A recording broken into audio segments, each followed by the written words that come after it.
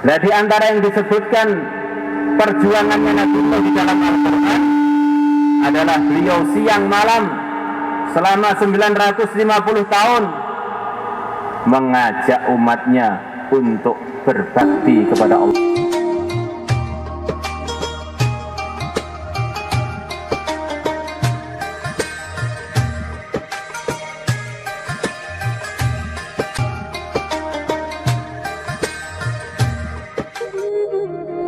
Assalamualaikum warahmatullahi wabarakatuh.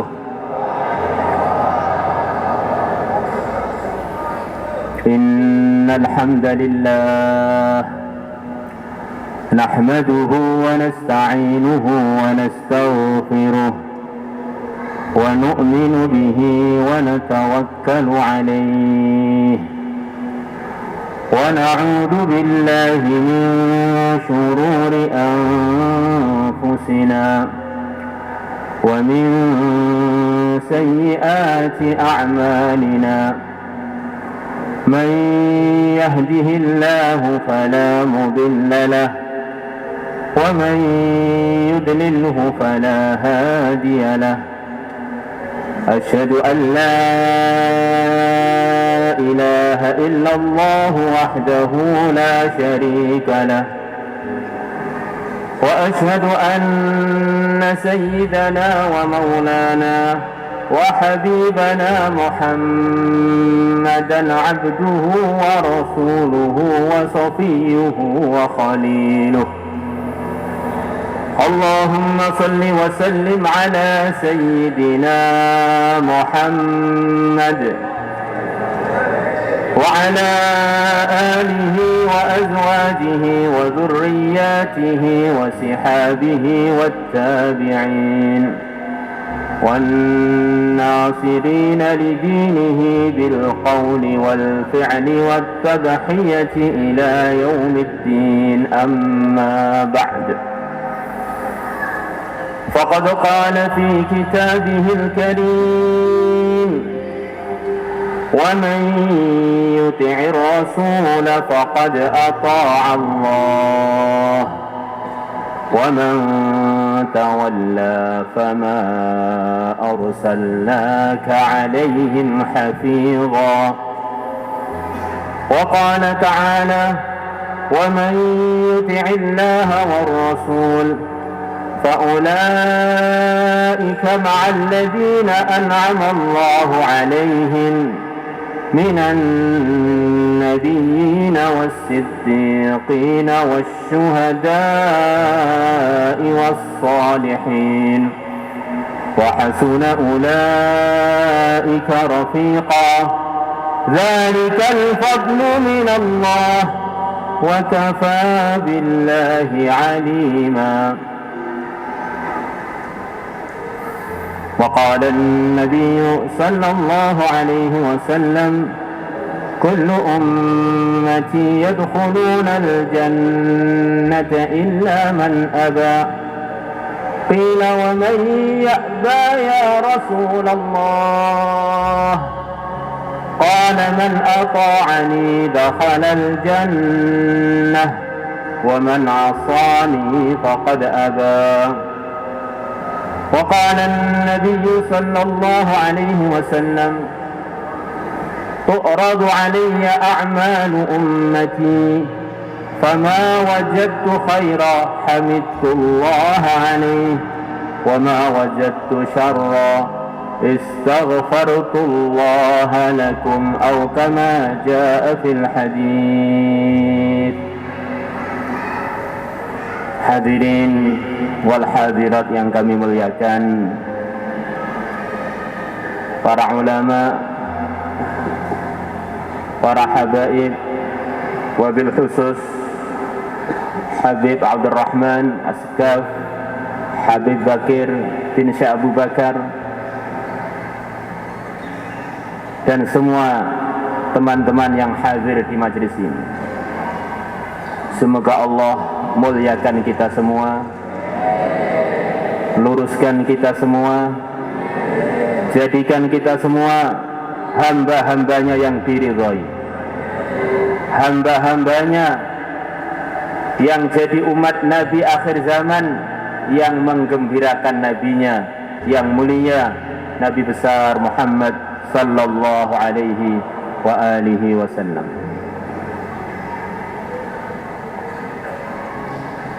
Hadirin, kita bersyukur kepada Allah, merasa diuntungkan Allah berkenan memilih kita menjadi orang-orang yang beriman.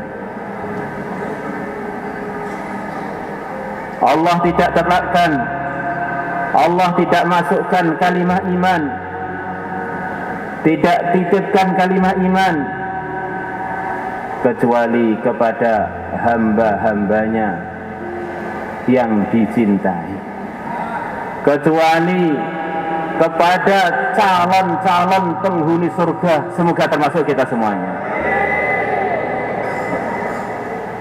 Teman-teman semua, orang itu kalau beriman dengan iman yang paling lemah, iman yang paling lemah, paling kecil, begitu mahalnya iman yang dia bawa, dengan sebab dia dunia gagal terjadi hari kiamat. Berkahnya seseorang beriman yang imannya paling lemah, yang kalau pengajian ngantuan, kalau perlu mondok pun nggak mau. Nah, orang iman yang paling lemah imannya, di dunia tinggal dia saja, tidak ada yang lain, maka seluruh dunia, manusianya, jinnya, hewan-hewannya, gunung-gunungnya, langitnya, bulannya, mataharinya, bintang-bintangnya masih bisa berfungsi karena barokahnya seorang yang beriman yang paling lemah imannya. La taqumus sa'ah hatta la yuqala fil ardi Allah Allah.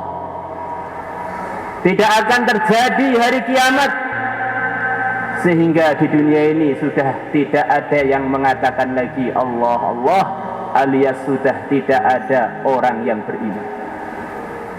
Maka orang yang beriman itu, para hadirin, tidak ada yang tidak manfaati kita, itu tidak ada. Kalau dia berdoa untuk kita, itu pun satu anugerah dari dia yang mau doakan kita. Andaikan dia ini nggak mau doa untuk kita, sendirian aja, nggak mau doa, ngantuan, malas-malesan, dengan sebab iman yang dia bawa, seluruh dunia dapat fasilitas untuk makan, untuk minum, untuk hidup, para hadirin. Nanti ketika waktunya datang, hari akhirat, hari pembalasan, orang yang beriman yang paling kecil imannya akan diberikan kepada dia minimal surga yang luasnya 10 kali lipat dunia. Ini luasnya, belum harganya. Maka dunia ini, para hadirin wal hadirat, tidak cukup untuk membalas imannya seorang yang beriman, yang mana iman dia iman yang paling lemah. Maka orang beriman yang paling lemah imannya, untuk mendapatkan balasan iman dia yang paling lemah, dia perlu pergi ke planet lain, para hadirin.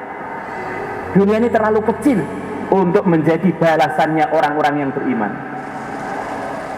Maka kita sebagai orang yang beriman semestinya tidak perlu keroyokan dunia. Dunia ini terlalu rendah nilainya bagi orang-orang beriman. Gara-gara dunia sampai ngerawat imannya, nggak ngerawat amalnya. Ini benar-benar kebodohan yang dia borong sendiri, para hadirin. Ibaratnya ada toko, yang toko itu menjual kebodohan. Di sana ada 1 juta kebodohan. Dia beli semuanya, nggak dibagi-bagi dengan yang lain. Gara-gara dunia rusak iman dan amalnya. La ilaha illallah.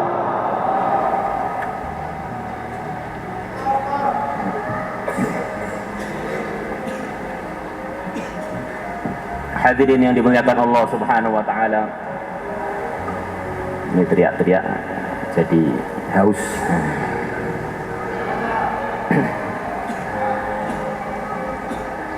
Saya ini kalau di Temboro biasanya bayan tuh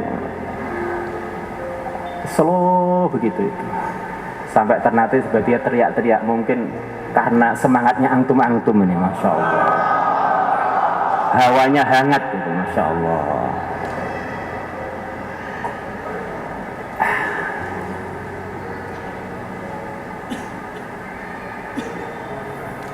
Maka di sana ada sirat.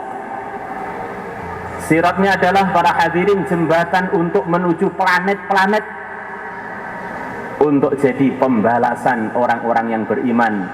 Minimal planetnya luasnya 10 kali lipat dunia, untuk jadi balasannya orang iman yang paling lemah imannya. Maka di dalam arahan agama, di bab nikah, itu di antara arahan agama bagi para laki-laki dan perempuan yang sudah menikah, supaya kalau tidak ada uzur, tidak ada satu perihal yang menyebabkan dia tidak mampu, bagusnya punya anak yang banyak. Nanti anaknya kalau nakal bagaimana? Orang beriman itu, bukan kita menyuruh orang nakal, para hadirin. Walaupun nakal, harganya itu 10 kali lipat dunia, minimalnya surganya itu. Investasi yang nggak pernah, hampir bisa dipastikan nggak pernah gagal, adalah investasi buat anak, para hadirin. Gimana, para hadirin? Masya Allah. Teruskan. Nah, gitu ya. Ini beneran, para hadirin. Alangkah bahagianya kita di dunia ini, punya rumah besar, punya istana kesultanan. Di sampingnya ada sultan lagi, anak kita. Di sampingnya ada sultan lagi, menantu kita. Di samping lagi ada kesultanan lagi, cucu kita. Di samping lagi ada kesultanan lagi, buyut kita. Alangkah senangnya kita, para hadirin. Kalau kita di surga punyanya hanya 2 umpamanya, atau hanya 1, nanti tetangganya yang berupa anak kita hanya 1. Alangkah kurang senangnya kita, para hadirin. Masya Allah. Yang mulia Nabi besar Muhammad sallallahu alaihi wasallam bersabda, "Wala nasifuha allati ala ra'siha, wala nasifuha alladhi ala ra'siha khairun minad dunya wa ma fiha." Kerudungnya wanita yang dipakai di kepalanya wanita surga lebih mahal dari dunia dengan segala isinya. Itu kerudungnya mahalnya melebihi dunia dengan segala isinya. Bagaimana yang dikerudungi, para hadirin? Tentu lebih mahal. Masa kerudung lebih mahal daripada yang dikerudungi? Andaikan wanita surga ngeludah di lautan dunia, tentu lautan dunia akan berubah dari asin menjadi lebih manis, melebihi madu. Kalau yang diludah itu kita kira-kira bagaimana, Pak? La ilaha illallah.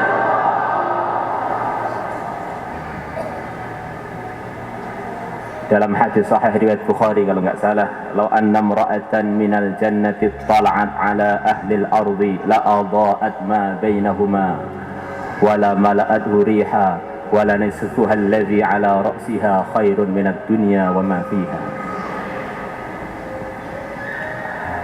Andaikan seorang wanita di surga menampakkan dirinya pada ahli dunia, seorang tok, nggak usah 2, para hadirin, 1 tok. Ada wanita surga lepas akhirnya sampai ke dunia. La adha'at ma bainahuma. Sungguh kedatangan seorang wanita surga tadi akan menerangi antara langit dan bumi. PLN sudah nggak laku kalau seorang wanita surga datang ke dunia.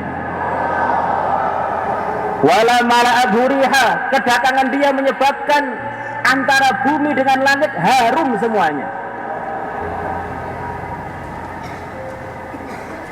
Wala nasifuha alladhi ala ra'siha khairun minad dunya wa ma fiha, dan sungguh kerudungnya yang dipakai di kepalanya itu lebih mahal dari dunia dengan segala isinya. Orang-orang bercerita macam-macam nikmat surga, bidadari, istana, pasar Jumat di surga, macam-macam nikmat luar biasa di surga, kekal, dan nikmatnya terbaharui. Waladaina mazid, sebelum bosan sudah ganti baru, gitu ganti baru terus. Maka orang tadi cerita di hadapan seorang soleh.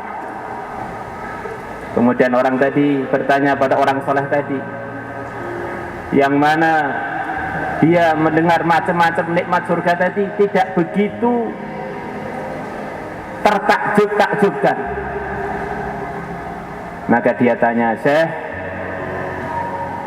kalau kamu nanti di surga, selepas engkau mendengar macam-macam kenikmatan yang barusan kita sampaikan tadi, apa yang engkau cari nanti di surga?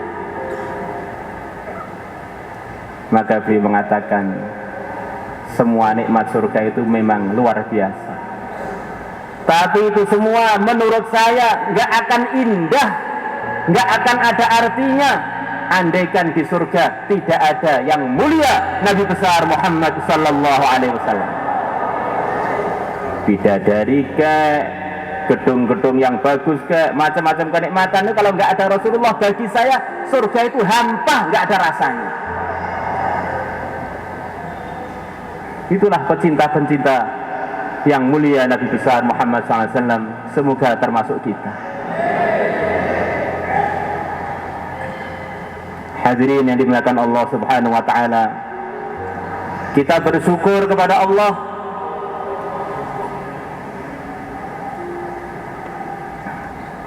yang telah memilih kita semuanya menjadi anak cucunya Nabi Adam, anak cucu seorang Nabi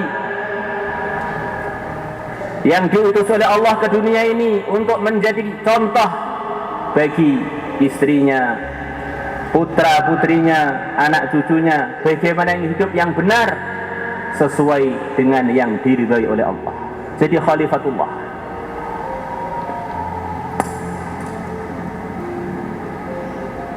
Mengalir di tubuh kita ini tanpa ada keraguan, mengalir darahnya Nabi Adam alaihi salatu wassalam, yang mana ketika beliau diturunkan di dunia ini, para hadirin, dalam sebagian riwayat dalam kitab Tarikh Ibnu Hisham, diturunkan juga tempat yang jadi markas beliau untuk buat suasana-suasana hidayah, suasana-suasana yang diridhai Allah. Tempat tersebut adalah masjid, tempat tersebut adalah Ka'bah, tempat tersebut adalah Masjidil Haram. Beliau turun untuk jadi khalifatullah di muka bumi ini, maka di antara bekal yang Allah turunkan dari surga adalah masjid.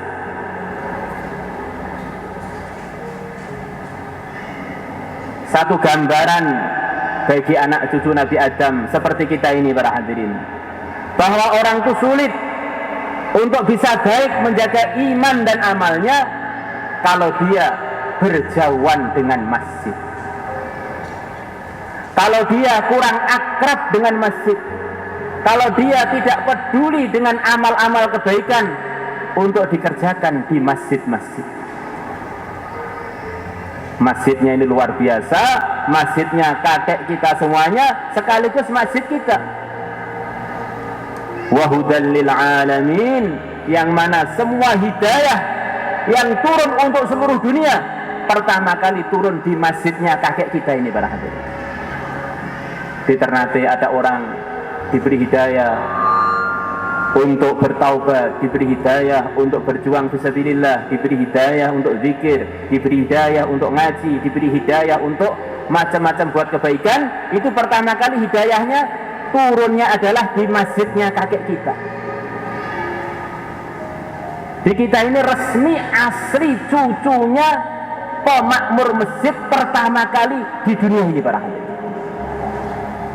Maka cucunya kok jauh dari masjid, ini namanya cucu yang nggak niru kakeknya. Kacang ora manut lanjarane, katanya orang Jawa, namanya kacang error nih para hadirin. Ini seperti tumbuhan yang tidak ikut arahan tali-tali yang telah diperuntukkan untuk dia. Ini namanya tumbuhan yang error para hadirin. Cucunya Nabi Adam semestinya seperti kakeknya, yaitu senang ke masjid, memakmurkan masjid, selalu saja hatinya bergantung dengan masjid. Semoga termasuk kita semua. Maka kita ini para hadirin orang Islam, ini ada macam-macam acara kita ini selalu saja menghadapnya ke masjid para hadirin, menghadapnya ke kiblat. Sholat ketika kita mati nanti juga menghadap ke masjid, menghadap ke Masjidil Haram, menghadap ke kiblat. Bahkan kalau orang itu duduk disarankan kalau mampu selalu menghadap ke kiblat. Waktu duduk, waktu berbaring, waktu nyantai, kalau selama masih mampu menghadap ke kiblat, bagus menghadap ke kiblat, biar hatinya itu selalu sembung dengan markas hidayah. Harapannya dia ini terus berkesinambungan antara dia dengan markas hidayah, ini hubungan rohani, akhirnya dia ini selalu jadi orang yang baik para hadirin.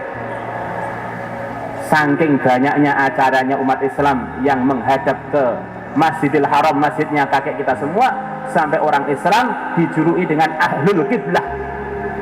Orang yang macam-macam acaranya banyak menghadap ke Ka'bah para hadirin. Namanya aja ahlul kiblah. Kalau nggak sering menghadap Allah ke masjid itu ya sebetulnya nggak cocok gitu. Dan yang mulia Nabi besar Muhammad SAW menjanjikan macam-macam janji bagi umatnya yang memakmurkan masjid dengan macam-macam amalan kebaikan. Dijamin 3 perkara, yang perkara itu nggak bisa kita beli dengan jabatan, dengan uang, dengan toko, dengan sawah, dengan harta sebanyak apapun. Pertama adalah ar-rauh, ketenangan. Kita mungkin bisa beli mobil, beli rumah, beli sawah, tetapi kita tidak bisa beli ketenangan berarti. Yang kedua, disayang oleh Allah. Kalau orang itu sudah disayang oleh Allah, kaya alhamdulillah, miskin tidak masalah, laku nikah alhamdulillah, nggak laku-laku juga nggak masalah, sudah disayang oleh Allah. Ganteng alhamdulillah, jelek pun alhamdulillah. Karena dia ini adalah penduduk surga yang sebentar lagi menunggu panggilan untuk masuk surga, dinikahkan dengan bidadari. Yang bidadari itu diciptakan oleh Allah dari za'faron, tidak ada penguknya sama sekali. Kalau para wanita jadi ratunya para bidadari. Bidadari yang cantik-cantik itu disuruh khidmat kepada wanita-wanita solehah di dunia itu. Dan wanita itu punya kesenangan khusus, laki-laki punya kesenangan khusus. Allah tunaikan kesenangannya masing-masing nanti di surga. Kata sebagian ulama, wanita itu paling suka kalau dibilang paling cantik. Maka di dunia ini ada perlombaan kecantikan, ratu kecantikan, tingkat kecamatan, kabupaten, tingkat dunia. Menunjukkan wanita ini suka dibilang paling cantik. Lah nanti di surga akan kesampaian itu. Karena dia jadi ratunya bidadari yang begitu cantik, kalah cantik dengan wanita-wanita solehah di surga sana. Akhirnya dia senang di alamnya wanita. Laki-laki punya alam sendiri, dia senang di alam dia. Kemudian yang ketiga, dijamin oleh Allah nanti ketika melewati sirat menuju surga, selamat sampai tujuan, alias dia dijamin wafat husnul khotimah, masuk surga dengan mulus. Wa qad dhamina Allahu liman kanatil masajidu buyutah ar-rauha war-rahmata wal-jawaza 'ala as-sirat.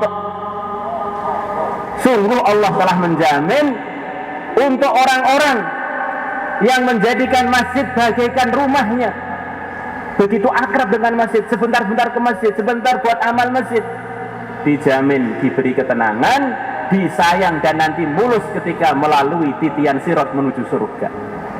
Semoga termasuk kita. Hadirin yang dimuliakan Allah Subhanahu wa taala, orang-orang yang memakmurkan masjid, yang ahli masjid, memakmurkan masjid dengan amalan-amalan, bukan hanya sekadar datang ke masjid untuk buat keramaian yang tidak diridhai Allah. Dulu tahun 90-an kami pernah bergerak khurut 40 hari di daerah Wonogiri. Ada satu musola yang ruwame. Saya kira Masya Allah, di kampung pelosok begini ada musola ramai sekali. Maka kita datang ke situ dengan husnudzon, Masya Allah, orang sini luar biasa ini. Di pelosok musolanya ramai lagi. Ternyata bukan ramai buat amal para hadirin, tapi ramai perlombaan pingpong, tenis meja. Terus saya tanya, ini kok tenis meja ini gimana ini? Anu Pak, murah meriah, nggak perlu sewa terop Pak. Ini masjidnya nganggur, ini bisa untuk Masya Allah. Ini kita buat kerja masjid, maksudnya bukan hanya sekedar keramaian yang tidak ada maknanya para hadirin. Macam-macam ujian di dunia diturunkan dari langit. Orang-orang yang ahli masjid akan diselamatkan dari musibah-musibah tersebut. Dan tidak ada musibah yang lebih besar di dunia ini melebihi mati tanpa membawa iman. Hidup sekali tidak diridhoi oleh Allah. Maka obatnya adalah dengan memakmurkan masjid. Kalau kita gundah gulana bingung, pergilah ke masjid, ikutilah amal-amal masjid, insya Allah gundah gulana itu akan hilang. Datang ketenangan, datang sayangnya Allah, akan datang janji dari Allah, akan selamat dari musibah-musibah di dunia ini. Musibah yang terbesar adalah hidup satu kali tidak amal agama. Inna Allah idza anzala bala'an ala ahli al-ard sarrafahu an ummaril masajid atau kama jaa fi ma'na al-hadits. Hadirin hadirat yang kami muliakan, kita bersyukur kepada Allah yang telah menjadikan kita cucunya Nabi Nuh, menjadikan kita cucunya Nabi Nuh, yang mana selepas Nabi Nuh diselamatkan oleh Allah dengan 80 orang pengikutnya, semua pengikutnya tidak ada satupun yang punya keturunan di dunia ini, yang keturunannya berterusan hanyalah Nabi Nuh alaihi salatu wassalam. Wa ja'alna dzurriyyatahu humul baqin. Dan aku Allah telah menjadikan anak cucunya Nabi Nuh yang masih sisa tinggal di dunia ini. Kita ini ya cucunya Nabi Nuh, ya cucunya Nabi Adam. Nah, di antara yang disebutkan perjuangannya Nabi Nuh di dalam Al-Quran adalah beliau siang malam selama 950 tahun mengajak umatnya untuk berbakti kepada Allah, untuk bertakwa kepada Allah, untuk beriman kepada Allah. Siang malam sibuk memikirkan umat biar semuanya menjadi ahli-ahli surga. Itulah pekerjaan kakek kita selama 950 tahun. Datang rombongan-rombongan ke Ternate, rombongan-rombongan ke daerah-daerah mengajak kita, cucunya Nabi Nuh, untuk latihan berjuang 4 bulan. Itu penghinaan para hadirin. Masa cucunya Nabi Nuh hanya diminta waktunya 4 bulan? Seharusnya seumur hidup siang malam tanpa henti memikirkan umat biar semuanya dapat ridhonya Allah, masuk surga bareng-bareng bersama dia. Orang itu yang hebat para hadirin, bukan orang yang musuhnya yang berani dengan dia kualat akhirnya masuk neraka. Itu enggak hebat para hadirin. Orang itu yang hebat musuh-musuhnya dengan sebab dia menjadi ahli-ahli surga.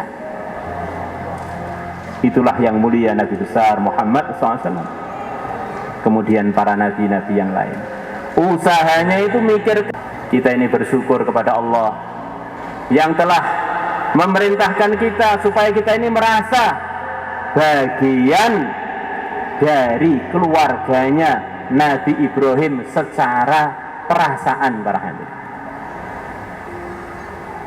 Millata abikum Ibrahim, ini agama Islam yang dibawa Nabi Muhammad kepada kalian. Ini adalah agama kakek kalian sendiri, yaitu Ibrahim. Jadi kita ini suruh merasa cucunya Nabi Adam, cucunya Nabi Nuh, bukan merasa, meyakini kalau ini para hadirin. Dan juga supaya merasa sebagai keluarga besarnya Nabi Nuh, cucunya Nabi Nuh bernisbat kepada keluarganya Nabi Ibrahim alaihi salatu wassalam. Cucunya Nabi Ibrahim, keluarga Nabi Ibrahim. Nabi Ibrahim yang terkenal demi untuk ridhonya Allah, beliau, putra beliau, istri beliau habis-habisan untuk korban demi mendapatkan ridhonya Allah. Akhirnya bukan terkorban, malah menjadi orang yang mulia, menjadi orang yang sangat mulia. Hampir semua nabi yang selepas Nabi Ibrahim alaihi salatu wassalam adalah dari anak cucunya Nabi Ibrahim alaihi salatu wassalam, termasuk yang mulia Nabi besar Muhammad sallallahu alaihi wasallam. Masa cucunya Nabi Ibrahim nggak mau korban? Masa cucunya Nabi Ibrahim tidak mau membangun masjid? Masa cucunya Nabi Ibrahim nggak mikir umat? Masa cucunya Nabi Ibrahim nggak siap meninggalkan kampung halamannya demi ridhonya Allah? Tidak ada dalam Al-Quran seorang nabi pun yang lebih banyak mendoakan anak cucu melebihi Nabi Ibrahim. Tidak ada anak cucu yang lebih manfaat di dalam sejarah panjangnya manusia melebihi anak cucunya Nabi Ibrahim. Termasuk diantaranya adalah anak cucu yang tertinggi derajatnya, melebihi seluruh kakeknya. Dan memang beliau adalah yang tertinggi sebelum yang tinggi ada. Yang ditanyakan kepada beliau dalam hadis riwayat Tirmidzi, ya Rasulullah, mata wajabat lakan nubuwah? Ya Rasulullah, kapan Allah telah putuskan kamu jadi nabi? Nabi menjawab, wa adamu bainar ruhi wal jasadi. Aku telah diputuskan oleh Allah jadi nabi, sedangkan Nabi Adam belum diciptakan lagi.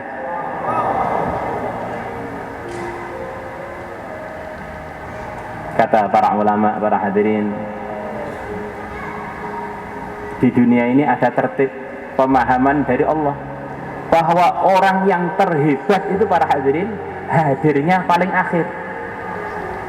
Namanya imam masjid itu cocoknya hadirnya paling akhir. Namanya Pak Presiden itu cocoknya hadirnya di majelis paling akhir. Maka begitulah, selepas para nabi, para rasul datang semuanya, maka yang terhebat, termulia baru diutus oleh Allah yang mulia, pimpinan kita, imam kita, kekasih kita, panutan kita, idola kita yang mulia Nabi besar Muhammad sallallahu alaihi wasallam,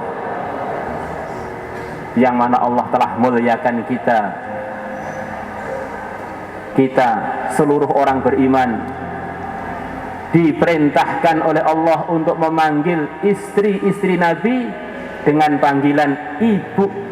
Ibunya seluruh orang beriman adalah istri-istri yang mulia Nabi besar Muhammad sallallahu alaihi wasallam. Kita memanggil Sayyidah Aisyah dengan panggilan Ummul Mukminin Sayyidah Aisyah. Memanggil Sayyidah Khadijah Ummul Mukminin Sayyidah Khadijah. Yang kata para ulama termasuk Al-Imam Syafi'i tidak keliru kalau Nabi kita dipanggil dengan Abul Mukminin, bapaknya seluruh orang beriman.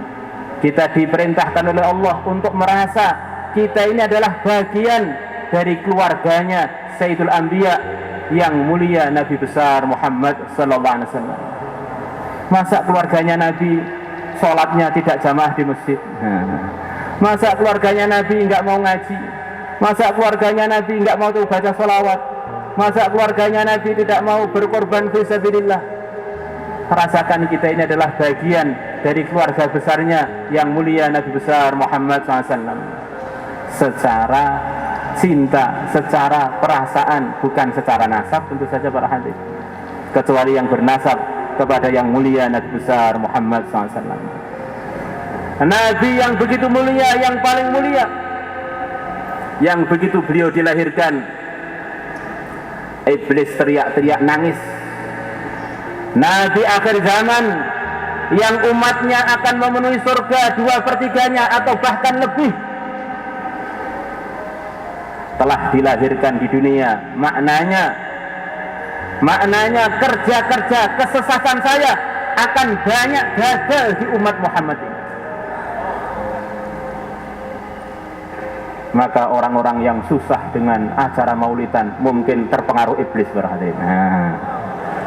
Iblis nangis, Masya Allah, susah Nabi kita lahir. Hadirin yang dimuliakan Allah Subhanahu wa Ta'ala, begitu Nabi kita lahir, maka di sana, di negeri Majusi sana, orang-orang sana menganggap Tuhan mereka adalah api. Dan di sana mereka telah diuji. Di sana ada api yang nggak pernah padam, sudah ribuan tahun nggak pernah padam. Maka mereka menganggap memang Tuhan itu adalah api.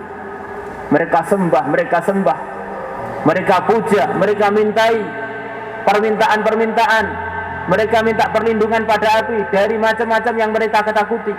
Orang-orang Persia. Maka begitu Nabi kita lahir, langsung api yang ribuan tahun menyala tadi mati seketika para hadirin. Maka dukun-dukun Majusi pada takut. Nabi akhir zaman yang akan jadi asbab hilangnya kekaisaran Persia telah lahir. Kebanggaan Persia yaitu api abadi telah lenyap. Maknanya negeri Persia akan lenyap, tidak akan berbekas lagi. Ini Nabi belum diangkat jadi Nabi, baru kelahirannya saja kebatilan yang ribu-ribu tahun sudah lenyap Pak. La ilaha illallah. Memang kelahiran Nabi kita sangat berbeda dengan kelahirannya umumnya orang. Hadirin, di rumah kita, di diri kita, di keluarga kita, teman-teman kita sering ada acara ulang tahun kelahiran. Kita di ulang tahun itu seneng. Selamat milad, seneng kita. Kita ngulang tahun anak kita juga seneng, ngulang tahun suami kita, istri kita seneng.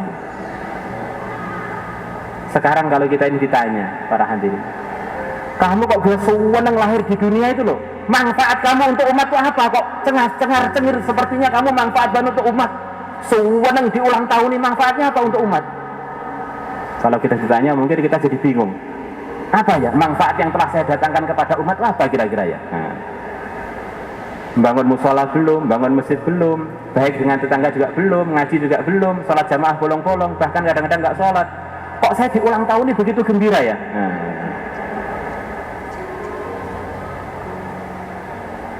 Jadi memang sudah jadi fitrahnya manusia normal tuh lahir itu seneng para hadirin.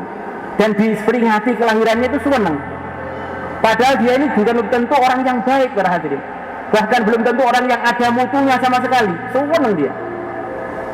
Maka orang-orang yang mempertanyakan kenapa kamu bergembira dengan lahirnya Nabi ini benar-benar perkataan saking nggak bermutunya nggak perlu didengar para hadirin.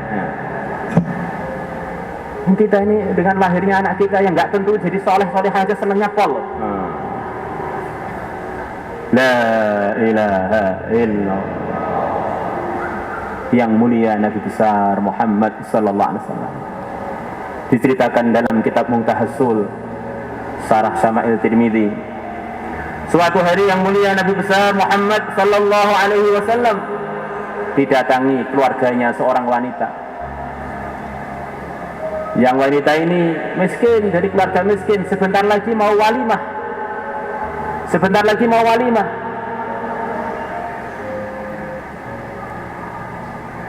Maka mereka datang kepada Nabi, ya Rasulullah, kami minta diberi bekal untuk acara walimah putri kami. Maka Nabi kita mengambil ranting dan mengambil botol dari kaca. Kemudian beliau gosok-gosokkan ke badan beliau yang sedang berkeringat. Kemudian keringat beliau wadahi di botol itu. Kemudian beliau hadiahkan kepada keluarga itu.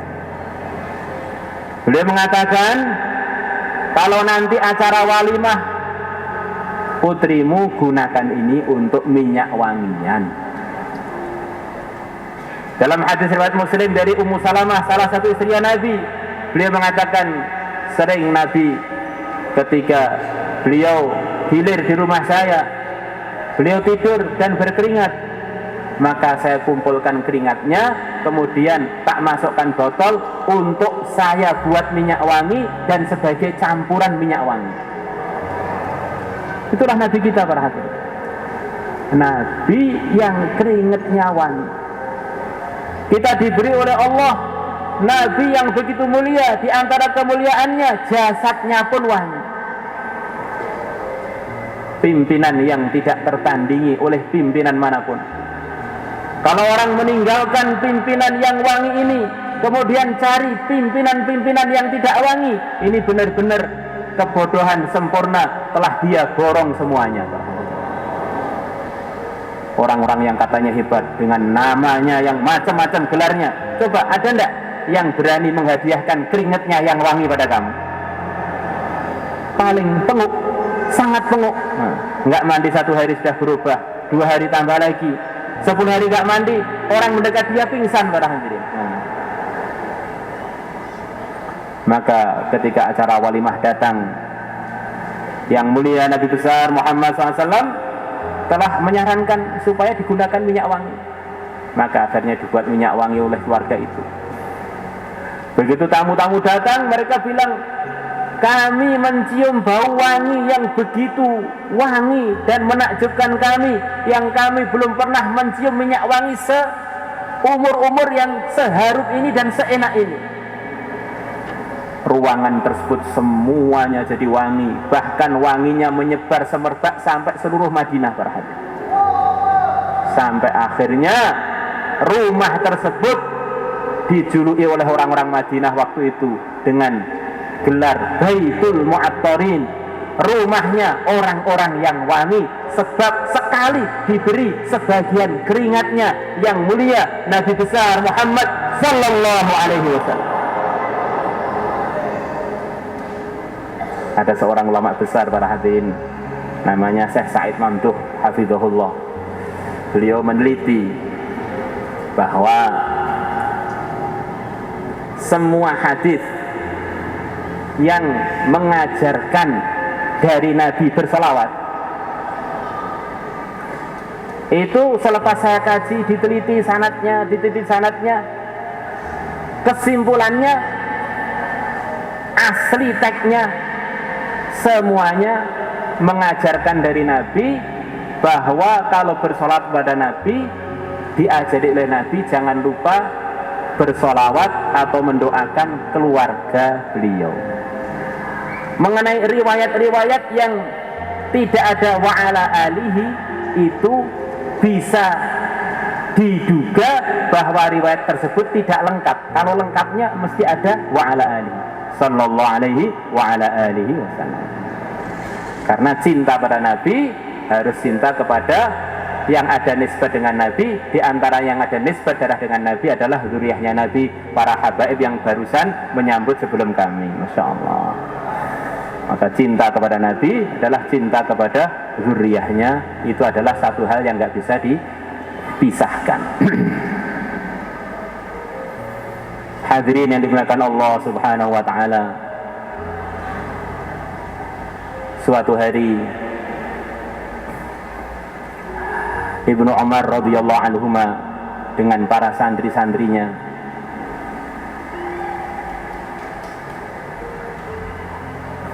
datang ke Ka'bah, tempat yang begitu mulia.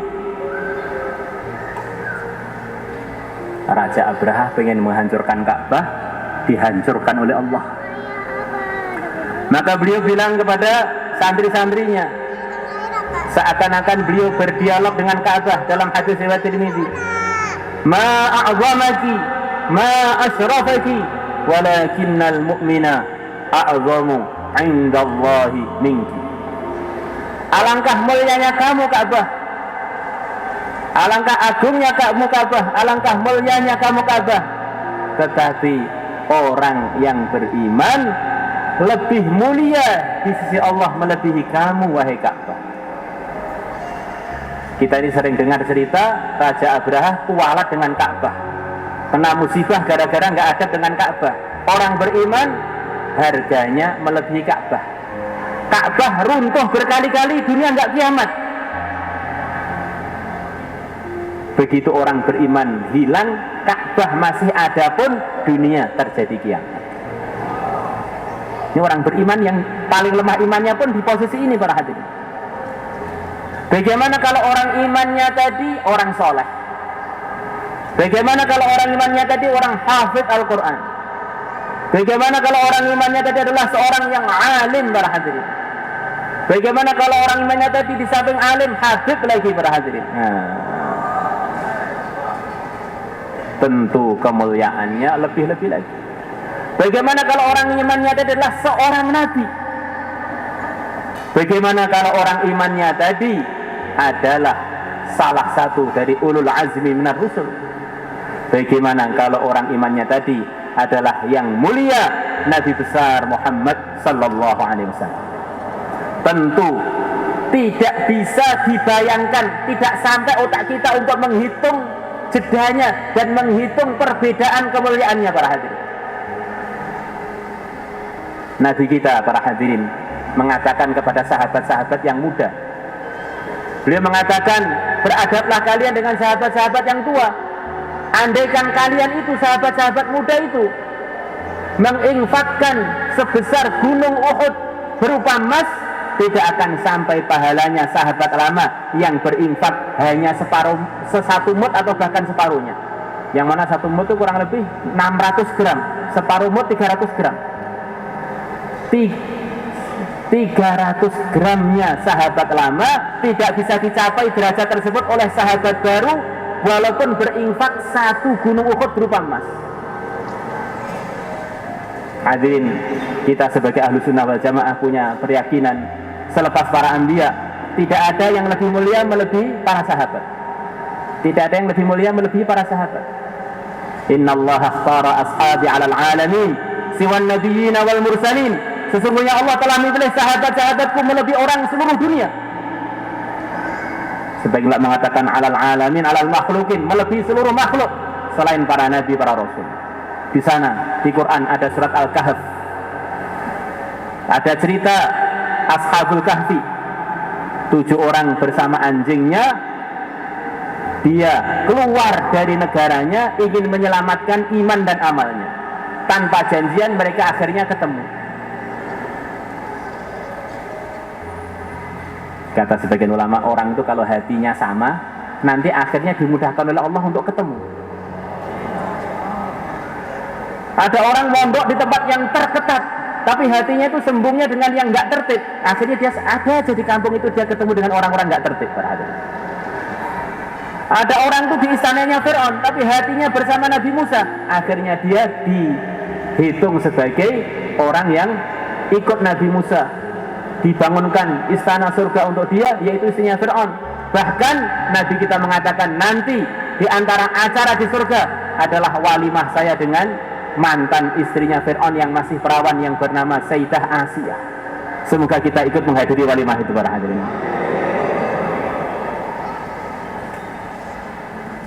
Di sana ada anjing yang cinta, yang berkhidmat kepada Ashabul Kahfi. Yang menurut sebagian versi, sebagian ulama, Ashabul Kahfi itu namanya katanya Maksalina, Masalina, Marnusun, Dabarnusun, Syadanusun, Tafastatoyusun, Yamliho atau Tamliho, 7 orang. Kemudian anjingnya namanya ada 3 versi, Qitmir, Hamron, Rayyan. Loh, nama saya Rayyan Pak, seperti namanya anjing. Ya enggak apa-apa kalau anjingnya Ashabul Kahfi. Apa ruginya jadi anjing yang dikatakan anjingnya Ashabul Kahfi akhirnya masuk surga sebab cintanya dengan Ashabul Kahfi? Apa manfaatnya jadi manusia kalau akhirnya jadi intip neraka? La ilaha illallah. Ini ada anjing cinta dengan Ashabul Kahfi akhirnya masuk surga. Bagaimana kalau yang dicintai itu sahabat?